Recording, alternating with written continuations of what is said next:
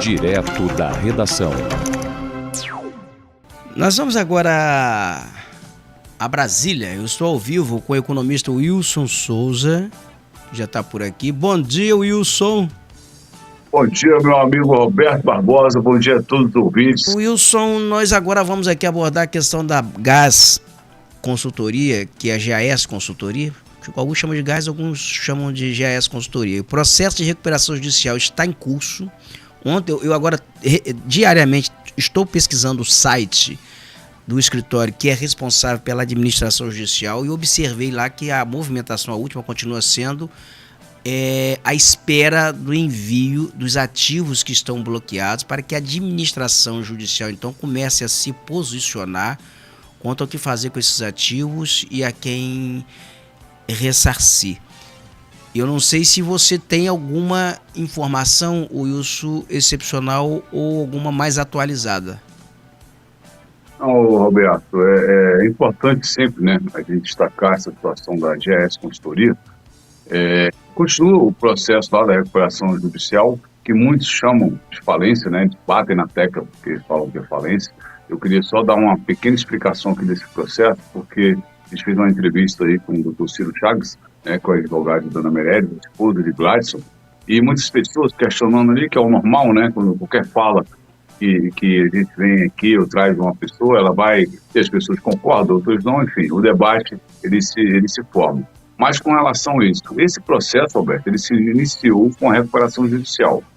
Como os efeitos da recuperação não foram atendidos, quais sejam?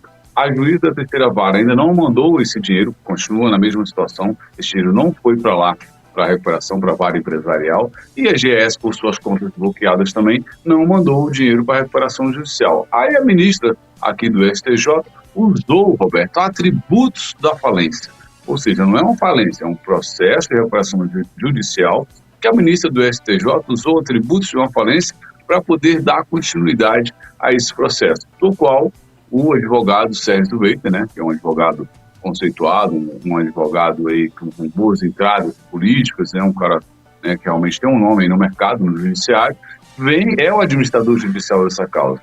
E agora nós estamos, né, nós os clientes, né, estão aguardando essa publicação do edital para que as pessoas possam lá, quem se cadastrou, conferir o seu nome, quem não se cadastrou vai abrir prazo para se cadastrar, né? Enfim, ou corrigir o nome que está lá. Então, as pessoas estão aguardando a publicação desse edital, né, com os nomes para conferir lá se está certo, e aguardando a juíza da terceira vara encaminhar, a juíza Rosália, encaminhar esse recurso lá para a vara empresarial. Então, isso ainda não aconteceu, né? Então, esse processo aí, ele está caminhando, né? As pessoas, né, muitos advogados insistindo com essa questão da falência. A falência, Roberto, ela nunca é boa para ninguém. Os clientes são os últimos a receber, né? Então, existe aí esses valores, né, que é acima de 1 bi, como o doutor Ciro falou, mas para um número agora que está chegando aí a mais de 120 mil inscritos lá no administrador judicial, se você fizer uma conta aí, vamos dizer que lá tem 1,5 bi, né? E se você pegar esse 1,5 bi e dividir por esses 120 mil clientes lá, né, descontando, né, os tributos, descontando tudo, vai ser realmente um valor muito pequeno para as pessoas. Mas, enfim, Roberto, as pessoas que querem fazer, eu acho que todo mundo tem um livre-arbítrio para poder fazer, em procurar os seus advogados. Essa caça dos advogados que eu falei, né, que existe, as pessoas estão em cima dos clientes, ela continua, né, enfim, mas aí cabe aos clientes também entender qual é a hora correta de entrar com o advogado. Nesse momento, Roberto, que estamos aguardando o edital ser publicado, não precisa as pessoas gastarem com dinheiro para isso, né? Nesse momento é aguardar.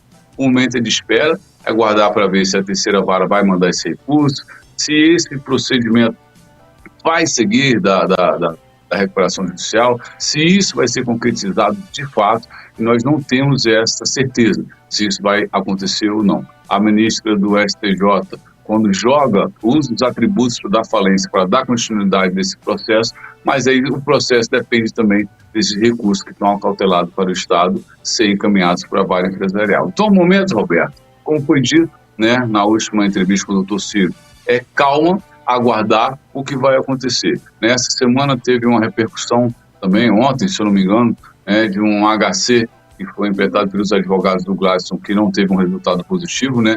Normalmente, como sempre vem desde o início, toda ação feita pelos advogados toma porrada, né? Mais uma vez, o Gladson perdeu, um HC foi contrário a ele, né? As pessoas anunciando, eu de fato não li esse HC, ainda não li o projeto para poder falar com propriedade, Roberto, mas o que está sendo vinculado para os outros advogados, né, que é a renovação da prisão de Gladson por mais 2 anos no Presídio Federal. Né? Então, realmente, isso é uma situação bastante complexa, bastante tensa, né? E seria importante, nesse momento, os advogados, né, do Gladson, como o doutor Ciro fez, né, e veio aqui falar, eles também se pronunciassem, né, para pelo menos dar um refrigério no coração dos clientes para saber o que está acontecendo. Então, quando os advogados oficiais não falam, Roberto, abre precedente para outros advogados virem continuar a falar. Então, eles trazem as informações deles, né? Muitos vêm, trazem a informação, estão ali verificando o processo todos os dias, e a gente não tem uma fala, né, dos advogados oficiais assim. Mais uma vez, eu que agradeço ao doutor Ciro Chagas, né, por ter dado essa oportunidade, não para mim, mas para todos os clientes. Eu fiz questão de trazer ele ao programa, Roberto, não na minha rede pessoal, porque eu acho que isso é de interesse público, é um interesse que é para todos. Então, mais uma vez, eu gostaria de agradecer ao doutor Ciro Chagas, vai meu abraço, e chamar e convidar os outros advogados também de Gladson para poder estar aqui com a gente, para poder falar, né, sobre realmente o que está acontecendo, porque houve esse HC que se perdeu, né, mais uma vez aí, numa tentativa, né, de tirar ele, né, da cadeia, e aí, ao contrário, se renovou, né, essa prisão dele preventiva por mais 2 anos, né, dizendo que de dentro da cadeia ele continua a movimentar aqui fora, Roberto, o que é uma informação, Roberto? Wilson, difícil da gente entender. Como alguém dentro de um presídio federal vai estar articulando algo aqui fora, Roberto? Então, assim, então, é uma especulação a respeito. Então tem falha no presídio. Como é que é? Ele é um presídio de segurança máxima. O Wilson, olha só, tem uma coisa que a gente precisa botar aqui só para explicar, para que a audiência entenda. O Gladson está preso e essa renovação da prisão, dessa preventiva dele, se dá no âmbito criminal. Ele é acusado de crimes que não estão associados à atividade da Gás Consultoria. São crimes que, segundo a polícia, que são atribuídos, ou que a polícia acusa o Gladson com morte de pessoas, é outra coisa, processo criminal. Então, esse processo, os processos que envolvem a Gás Consultoria, aquela questão de acusação de pirâmide, isso tudo caiu por terra. Na vara federal hoje, na Justiça Federal, em relação às atividades financeiras da Gás Consultoria, ele não segundo o doutor Ciro Chagas declarou aqui, não há processo nesse sentido. E a recuperação judicial, ela é um procedimento que ela antecede, é uma tentativa de você recuperar a empresa financeiramente, ressarcir dívidas, pagar dívidas tributárias se elas existirem. Então eu estou no processo, e a Gás não é a única empresa, várias empresas brasileiras hoje estão em recuperação judicial. As empresas do Ike Batista, tem empresa de Ike Batista em recuperação judicial, a Universidade Cândido Mendes está em recuperação judicial. Eu posso assim, citar sem número de usinas. Usina Sapucaia, lá na cidade de Campos, Goitacazes, em recuperação judicial. O jornal O Dia, a revista Veja estão em recuperação judicial, sabia disso? Estão em recuperação judicial. São 2 veículos de comunicação em recuperação judicial. Então não existe nada de anormal numa recuperação judicial. Um procedimento previsto em lei. E é, de certa forma, para a empresa, um alívio, a lei de recuperação judicial. Porque dilata prazos para pagamento, parcelas, e nenhuma decisão no âmbito de uma recuperação judicial. Aí está falando aqui um aluno de direito, sou aluno, estou aprendendo, né? No âmbito de uma recuperação judicial tem uma assembleia de credores. As pessoas, para receber, eu tenho dívida com a Gás Consultoria, mas se não se cadastrar, não se inscrever na recuperação judicial, está fora desse processo de receber qualquer quantia da recuperação judicial. Vai receber, agora o número você atualizou aí, cerca de 120 mil pessoas que estão cadastradas. São 300 mil clientes, mas 120 mil estão reclamando dívidas e estão inscritas na recuperação judicial. E qualquer decisão do escritório de advocacia ali vai ter que fazer assembleia de credores, sabia disso? Tem uma assembleia formada. Então, assim, tem Se você não todo... concordar com, se você não concordar com o que o AJ, qual vai ser o critério de pagamento? Não sabemos. E se você não concordar, aí sim você vai ter que, né, contratar um advogado para Exato. poder, né, ir lá e falar, eu não concordo, eu não quero que seja assim. Vou dar um exemplo, Roberto. Vai que a administração judicial, ela usa o critério seguinte, não, você colocou 100 mil reais, mas você recebeu 100 mil reais, você recebeu 5 meses. Então você recebeu 50, então só vou te pagar 50.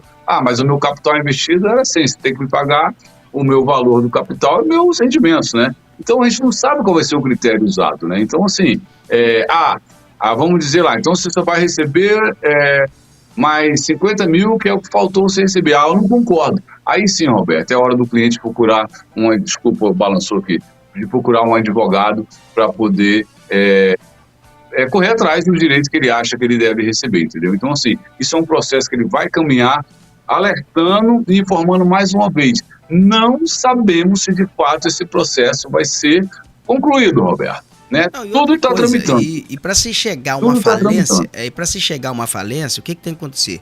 Primeiro é a recuperação judicial. Só se a empresa desobedecer, informar dados falsos, ela foi insolvente, ela não tem a menor condição, recuperação judicial, não vai se recuperar, decretar. E alguém tem que pedir a falência da empresa. Tem isso também, né? A usina São João, aí vou citar novamente a cidade de Campos, que são processos que eu conheço, a falência, o pedido foi formulado por uma lavadeira de roupa, que era credora da usina, sabia disso? Uma lavadeira de roupa. Aí decretou-se a falência, estava na recuperação judicial, a usina devendo a todo mundo, não pagava, as pessoas faziam relatórios fajutos, não entregavam os documentos que o escritório encarregado da administração da recuperação judicial pedia, não formulava, então o cara tirava dele, não está me informando, eu não tenho essa informação. Aí cabe ao juiz, então, averiguar se é caso de falência ou não.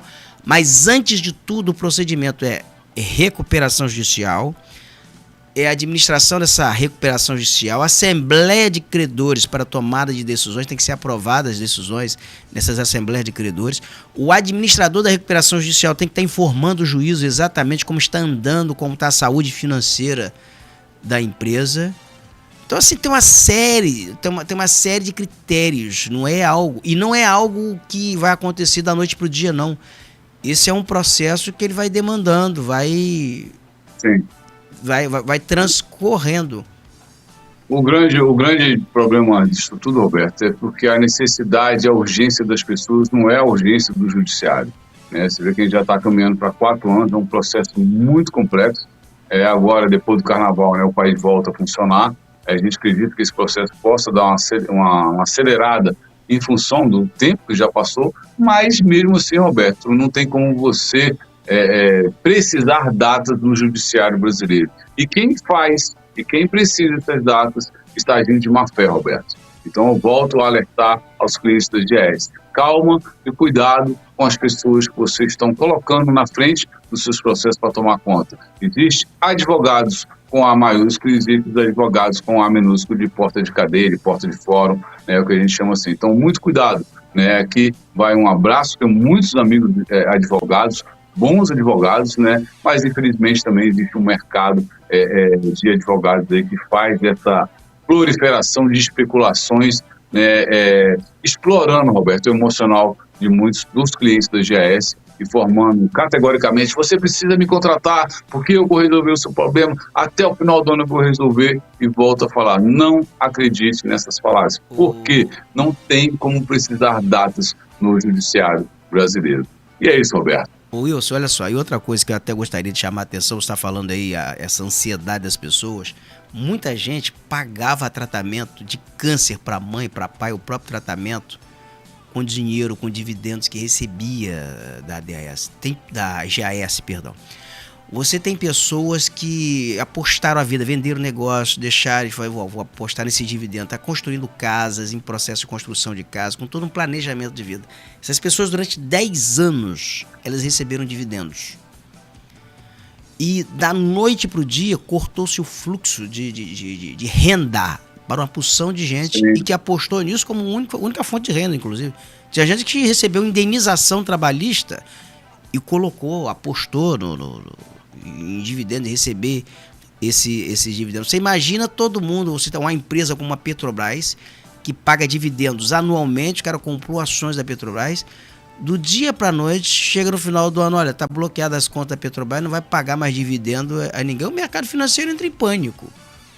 Entra em pânico. Entra em pânico, assim, então as pessoas elas estão ansiosas e elas estão descrentes porque é uma longa espera, 4 anos, o cara tá preso por outras razões e as pessoas não explicam, né? Você mencionou isso muito bem, quando não tem explicação, onde não tem a informação, gera um terreno fértil para especulação, para a entrada de aventureiros, para fazer as maiores barbaridades, como está se assistindo nesse caso da GAES. Não. Então a gente espera só que a justiça seja mais célere e que essas pessoas elas sejam o quanto antes elas contempladas, que elas recebam o que tem que receber e retome a vida normalmente. Isso não pode ser uma longa agonia como está sendo, cara, né? Roberto, eu desde o início desse processo, a minha preocupação sempre foi com as pessoas, sempre foi com os clientes, né? Então as pessoas, Wilson, mas você está defendendo um lado, não está defendendo o outro, não, eu defendo sempre o lado dos clientes, porque eu tenho em minha rede, eu recebo mensagem todos os dias, Roberto, mensagem que a pessoa não tem o que comer, mensagem que as pessoas não têm como comprar remédio, mensagem que as pessoas estão na dificuldade, pessoas que perderam entes queridos por suicídio, né? Então esse processo ele causou um dano muito grande na vida das pessoas, né? Não só um dano financeiro, um dano familiar, pessoas se separaram por conta disso, aquela história, né? Olha, vou investir aqui, a mulher não bota, não. Aí o cara botou, aí perdeu, aí a mulher já ficou chateada com o marido, então houve muitas separações. Então, assim, é um processo que gerou um caos, Roberto, ele gerou um caos, né? Mas aí você me pergunta, Wilson, mas quem gerou isso? Roberto, quem gerou isso foi o próprio judiciário, porque ele travou uma empresa que estava funcionando. Agora, o judiciário, a gente pede atenção aqui. A gente não está criticando, né, como um todo o judiciário. Na verdade, a gente tem que ver uma ação mais efetiva dos advogados do caso. Essa ação ela tem que ser mais efetiva e ela tem que ter um comunicado, né, com os clientes de alguma forma. Mas, assim, não pode também, Roberto, você lembra que o doutor Ciro falou, a GS não pode abrir um canal, né, para poder falar sobre os processos, não pode, a justiça proibiu isso. Só quem pode falar isso são os advogados, assim fez o doutor Ciro Chagas quando esteve aqui. Então, como você também já colocou à disposição aqui, a gente está aqui aberto, né, os advogados que quiserem vir, os advogados no caso, que quiserem vir aqui para poder dar uma palavra, né, para poder explicar, para poder principalmente acalmar as pessoas, nós estamos aqui de portas abertas para poder receber qualquer um deles. Então, Roberto, realmente, esse processo demorou, está demorando, causou um caos na vida das pessoas, financeiro, emocional, de saúde mental, Roberto, que é uma doença hoje, né, que todo mundo está falando sobre a saúde mental, e essas pessoas realmente estão. É por isso que eu luto por essas pessoas, e aí a gente quer ver justiça com o Gladstone também. Eu acho que 4 anos de uma preventiva, ele poderia estar respondendo uma cautelar, né, ele poderia estar respondendo de outra forma, né, mas aí renova uma prisão num presídio de segurança máxima. Então, Roberto, tem algo de muito estranho por trás disso tudo, porque realmente a gente fica aqui a pensar, por que isso, né? Porque qual o perigo que ele gera para a sociedade para poder precisar estar num presídio de segurança máxima? Então, realmente é algo complicado, complexo, e a gente espera que a justiça olhe para as famílias, Roberto. A gente quer que a justiça olhe para essas pessoas que estão nesse sofrimento, olhe por essa situação, porque realmente é uma dificuldade muito grande que as pessoas vão enfrentando aí nos últimos 4 anos, né, desse processo da GS Consultoria. Um ex-lavador de carro, lavador não, cuidador, né, vigia de carro, porque ele vigiava carro nas ruas, um ex-garçom, cara pobre, serviu o exército como soldado, e entrar num negócio, um mercado financeiro, criar um mercado paralelo praticamente ao sistema bancário, todo esse sistema, movimentar uma quantia de dinheiro durante 10 anos, chegar a movimentar uma quantia que supera o orçamento de muitas cidades, de alguns estados no Brasil, isso é um tapa na cara, rapaz. O negro fazer isso é um tapa na cara dos brancos da Faria Lima, lá em São Paulo, no sistema bancário. Então, bicho, nesse momento há uma concentração de força muito grande, assim, o poder econômico, o poder jurídico, o poder financeiro sobre esse rapaz é um negócio assim, assustador. Mas isso eu quero agradecer aqui a sua participação hoje no programa Direto da Redação. E muito obrigado. Sextou aqui, semana que vem a gente está de volta. Meu amigo, muito obrigado. Mais uma vez aqui agradeço a você, a todos os ouvintes aí. Brasília está movimentada. Essa semana foi aqui atípica, mas se Deus quiser, na próxima semana estaremos juntos aqui mais uma vez. Um grande beijo no coração de todos. Bom final de semana, juízo. E se for beber, beba o café do cocô do Jacu. Um abraço, meu irmão.